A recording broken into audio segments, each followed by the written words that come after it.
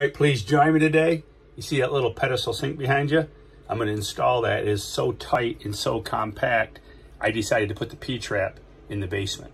So please join me today. I'm going to show you installation tips that you can use on any pedestal.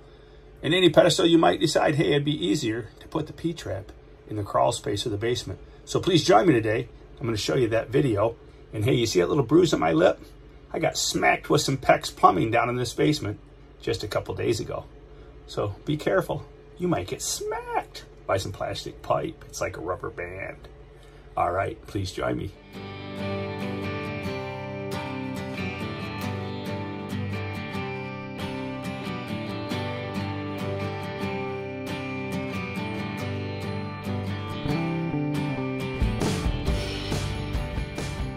Okay, installing a pedestal sink. Now this is a mini pedestal sink, and I decided to put the P-trap below in the basement.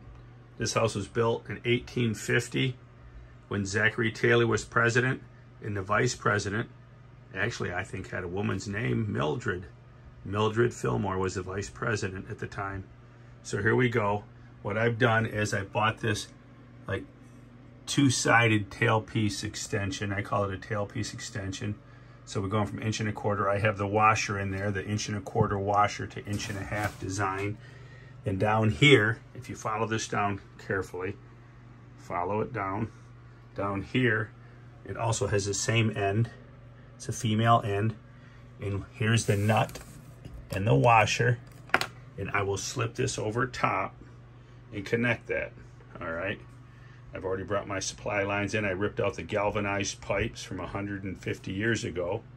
And you can see I did a floor level job in here a few months ago. This floor was 1.5 inches out of level, and we brought it up. This house is old, all right?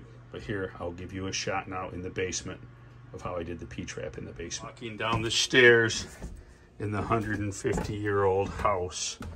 Here is the basement, the walls. All right, kind of reminds you of Halloween a little. All right, here we go. And this is how I've done the P-trap, okay? Here's our P-trap right here.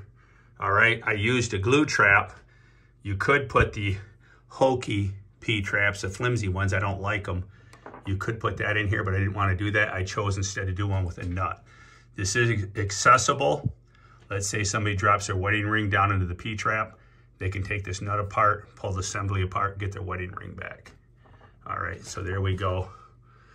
There you have it, a simple glue trap.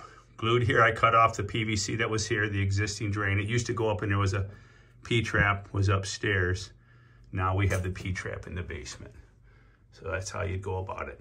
This nut here has the built-on washer. It's built on the nut, so no washer was needed to put this straight pipe. This is just simply a straight pipe that goes up and meets into the other female end that I showed you at top. All right, there you go. Installing a pedestal sink with the P-trap in the basement or crawl space. See, the faucet installation was actually a pretty simple process here. This type here had the screws, the washer, there's a rubber washer underneath, a metal washer, and then you actually gauge this down a little bit and tighten these two up to bear down on the washer holding the faucet from moving. All right, and then your supply lines are built on. I've got them designed so they're gonna go right on to my PEX. My PEX shut off. This one actually comes up. I can pull it up farther. I haven't strapped it down yet, but I will. All right, so there you have it. This is really a cute little mini pedestal sink. Trickiest part with this is having this turned at a little bit of an angle so that you can get in there, turn it at a little bit of an angle, get in there, and you can actually tighten these nuts down. They only have to be hand tightened. If you have a good, decent grip, you can just hand tighten this nut and then maybe 1/8 of a turn, just tweak it, and that should seal. You don't need to bear down on it. You'll strip out this plastic if you do. All right, there's my biggest tip. And what I'll do is I'll lay a bead of caulk behind here, like some silicone caulk, and bond it for now, because this is gonna actually have to come back out when they do the floor, most likely. so I'm not going to permanently install it. You could stick fasteners in here. Screw locations, you can, there you go, you can see that one right there. You could screw it to the floor. I'm not going to bother. I'm just going to silicone it to the floor, silicone it to the back wall. It won't go anywhere.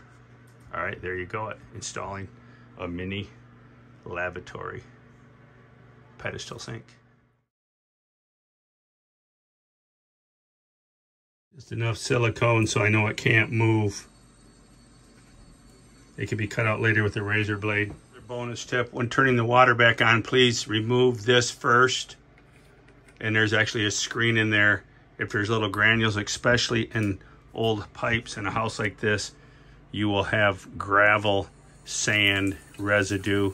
You want to run the water for a minute. I've got this pressure turned down a little bit low with these pedestals. You may want to only turn the handles on 1/8 of a turn, 1/4 of a turn. You may get so much pressure that you get a bath out here. You don't have much of a bowl.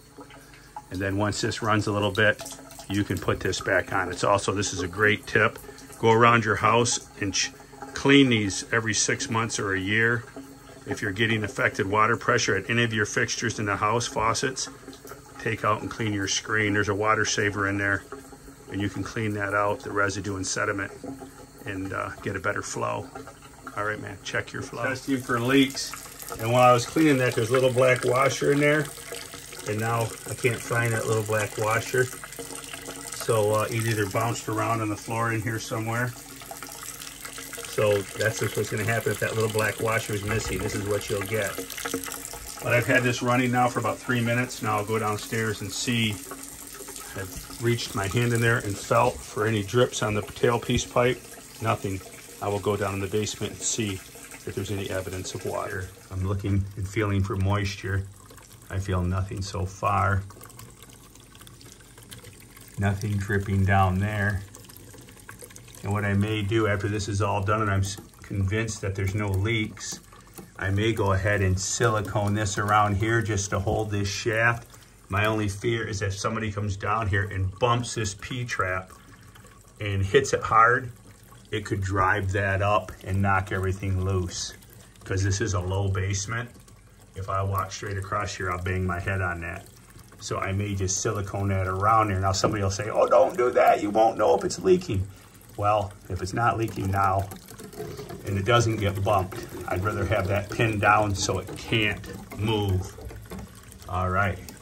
All right, that's what I'm gonna do. That's the way I'm gonna roll. If it leaks, they'll know. It'll come out upstairs onto the floor. No sign of water after letting it run for like 5 minutes, so I'm convinced it's not leaking.